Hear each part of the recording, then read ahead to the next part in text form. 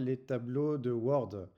Les tableaux de script de Word, ils ont plusieurs formats. C'est toujours des tableaux, mais il y a des colonnes qui sont plus intéressantes que d'autres. Ici, par exemple, il y a une colonne qui s'appelle dialogue et une colonne qui s'appelle rôle. Donc les deux colonnes intéressantes, c'est rôle et dialogue. Il y en a deux, c'est bien séparé.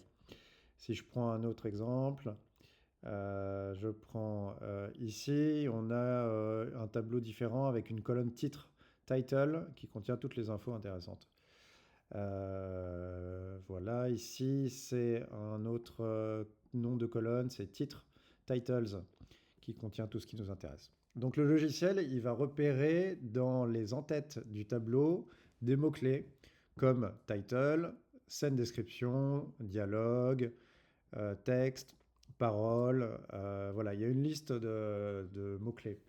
Maintenant, qu'est-ce qu'on fait si on a un nouveau tableau qui n'a pas le mot-clé habituel et comment on lui dit quelles sont les colonnes intéressantes.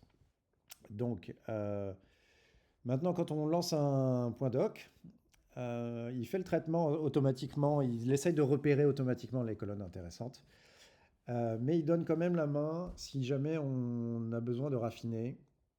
Dans cet écran qui s'appelle Table Word, ici en fait, ça a fait le traitement, donc on a bien la liste quand ça marche automatiquement, et ça donne un petit aperçu de la lecture du tableau. Et lui, il a trouvé qu'il y avait deux colonnes qui étaient intéressantes. Alors, elles sont en blanc. C'est la colonne ici, caractère ID et dialogue. Il les a mis en blanc et toutes les autres colonnes, en fait, elles sont ignorées complètement. Il a compris dans cette petite liste que la colonne caractère ID, c'était un personnage et que la colonne dialogue, c'était du dialogue. Voilà.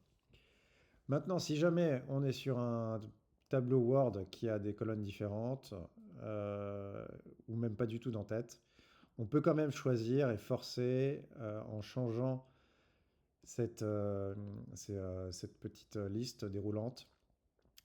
Voilà, donc quand je change en fait cette valeur de personnage, dialogue ou les deux, ça va lui dire quelle colonne garder pour lire le personnage ou le dialogue. Donc là, par exemple, c'est bien séparé. Si je remets comme c'était, donc on a les personnages ici et les dialogues à droite.